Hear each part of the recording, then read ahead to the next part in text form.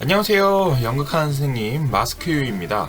오랜만에 이야기극화 수업을 소개하려고 합니다. 오늘 알아볼 이야기극화 수업은 10번째 이야기극화 방귀쟁이 며느리 이야기입니다.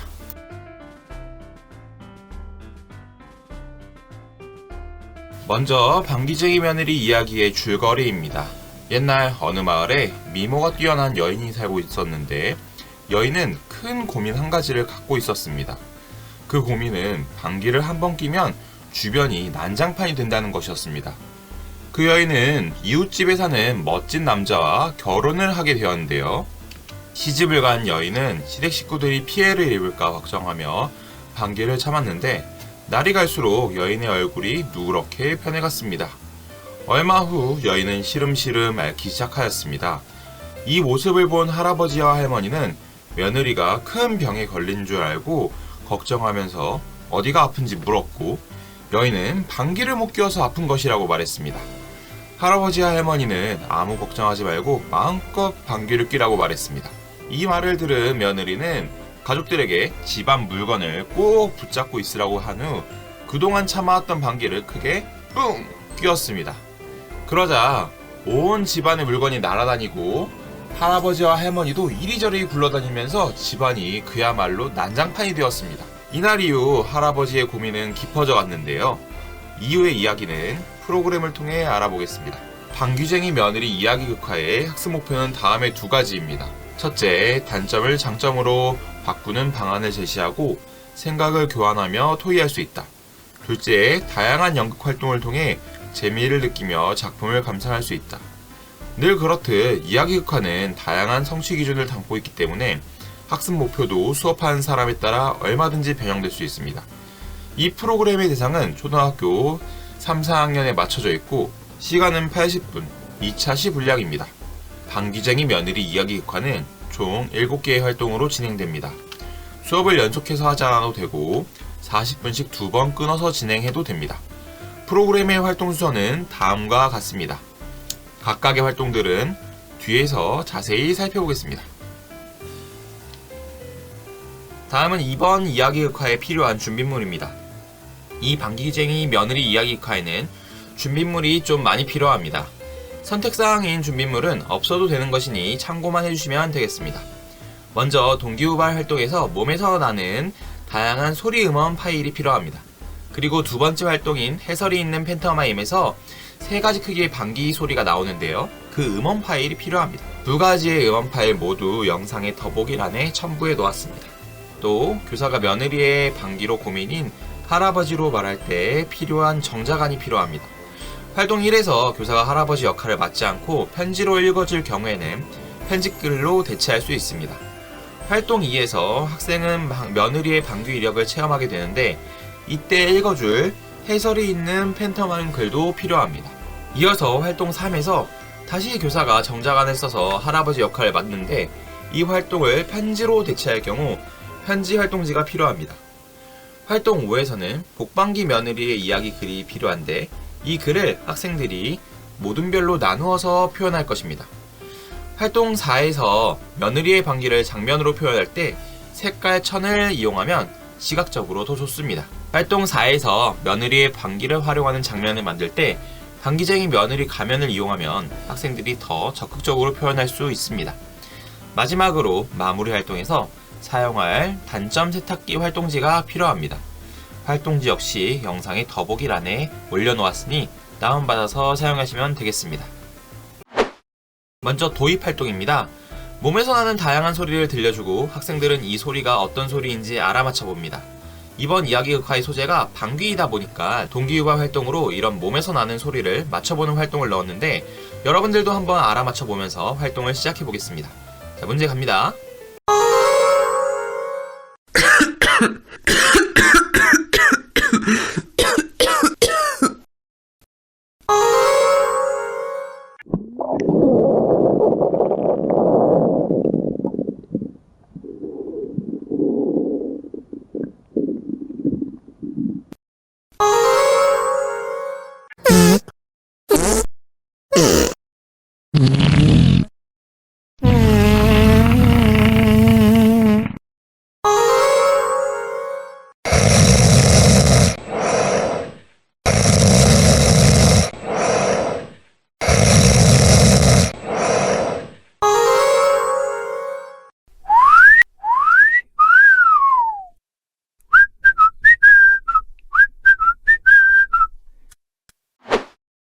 이제 첫 번째 본활동입니다.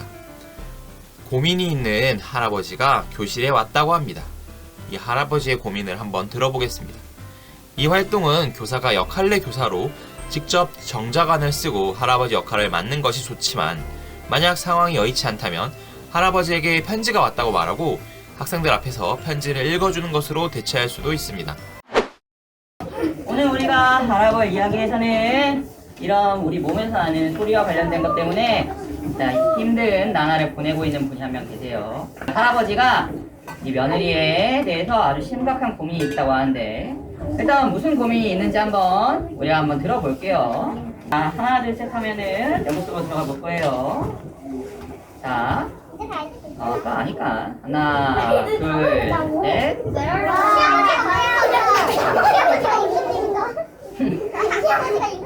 그런 거 하지 마. 예. 네, 제가 지금 저희 집에 있는 며느리 때문에 너무나도 큰 걱정이 됩니다. 아주 미치겠습니다. 며느리가 방귀를 한번 낄 때마다 집안이 아주 박살이 납니다. 네, 이게 말이 안 된다고 생각하시겠지만 며느리가 뿡 낄 때마다 저희 집 기와가 들썩이고, 뿡 할 때마다 저희 집 마당에 있는 나무가 뿌리째 뽑히고, 지난달에는 글쎄 며느리가 뿡 끼니까 제 아내가 글쎄 옆집까지 날아가 버렸습니다. 여러분들이 들으면 이게 웃기시겠지만 이게 정말 미치겠습니다. 정말 이걸 어떻게 해야 될지 모르겠습니다.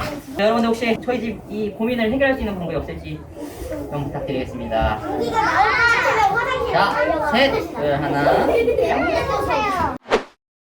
할아버지가 며느리의 엄청난 방귀 때문에 걱정이 이만저만이 아니군요. 아니 근데 대체 며느리의 방귀가 어느 정도이길래 이렇게 걱정인 걸까요? 이번 활동은 학생들이 할아버지와 할머니가 되어서 며느리의 방귀의 위력을 직접 느껴보는 것입니다.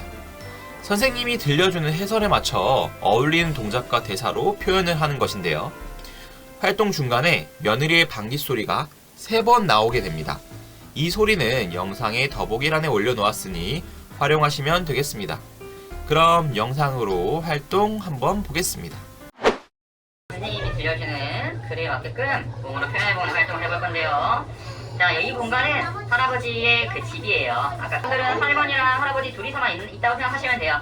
할아버지와 할머니는 방문을 열고 방으로 들어갔습니다. 자, 장롱문을 열고 이불을 꺼냈습니다. 할아버지와 할머니는 천장을 보고 편하게 누웠습니다. 피곤했던 할아버지와 할머니는 코를 골기 시작했습니다. 자, 공룡 소리 내지 말고 코 겁니다. 이때 방귀 소리가 들렸습니다. 엄청난 방귀에 할아버지와 할머니는 아까보다 더 큰 기명을 지르고 부릅니다.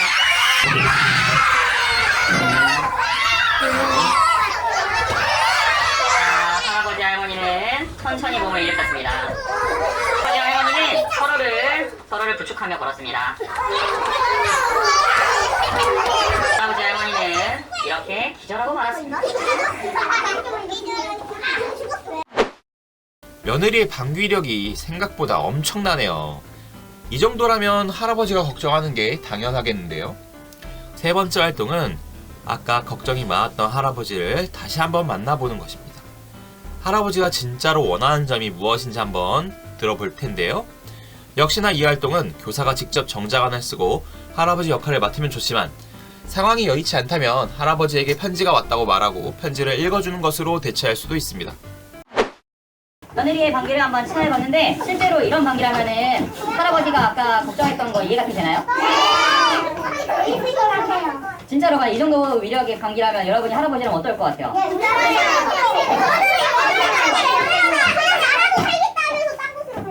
그러면 다시 아까 할아버지 잠깐 다시 한번 만나보도록 할게요. 하나, 둘, 셋. 자기를 방귀 뀌는 자기가 저주 방귀라고 막 자기 자책을 하고, 자기는 난 왜 이럴까 이렇게 하는 모습을 보니까 또 저는 마음이 참 안 좋네요. 여러분들이 현명하시니까 우리 며느라의 이 슈퍼파워 방귀를 좀 좋은 긍정적인 방법으로 활용할 수 있는 방법을 한번 떠올려 주시면은 감사할 것 같습니다. 직원들이 무거운 가위나 무거운 물건을 들 때 네. 뭔가 나무로 부셔버려요. 아, 네. 방귀를 껴서 여행을 하게 되니까요. 제가 그럼 한번 여러분들 이야기하는 거 며느리랑 같이 한번 이야기를 잘 해보겠습니다. 네, 셋, 둘, 하나. 할아버지 고민을 다 들어보니 할아버지가 얼마나 며느리를 사랑하는지도 알겠네요. 결국 며느리의 방귀를 좋은 쪽으로 활용할 수 있는 방법을 안다면 며느리가 지금처럼 자기를 자책하지 않을 것 같은데, 자, 이번 활동에서는 며느리의 방귀를 긍정적으로 활용할 수 있는 방법을 생각하여 짧은 극으로 만들어 봅니다. 며느리 역할을 맡은 학생은 방귀쟁이 며느리 가면을 얼굴에 대고 표현하도록 합니다. 과연 며느리의 이 강력한 방귀는 어떻게 활용되면 좋을까요?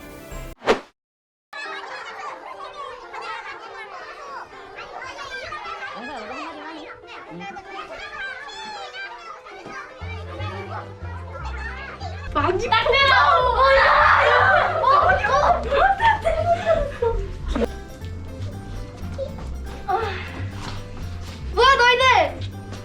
뭐야 너희들? 너희 녀석이지? 이거나 먹어. 하윤이. 아 내가 간장이랑 맛을 해줄게.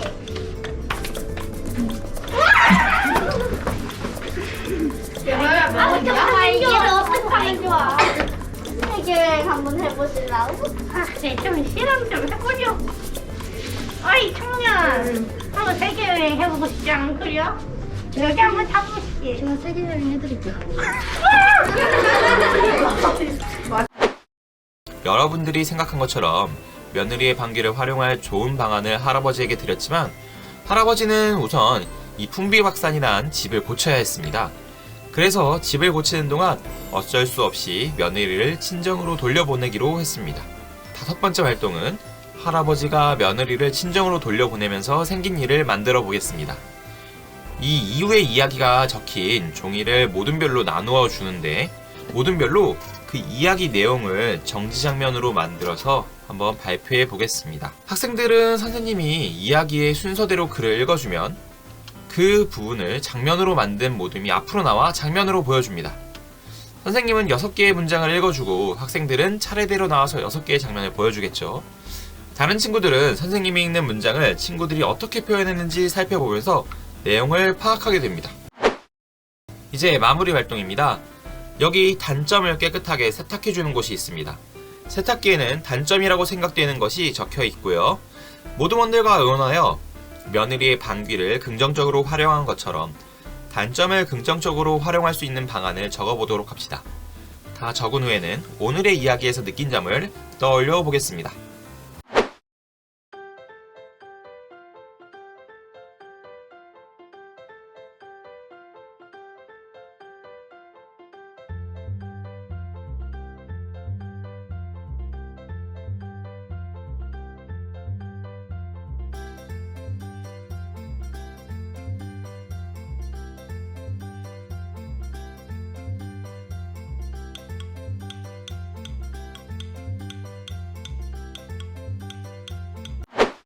모두원들이랑 같이 장면을 표현해서 재밌었어요.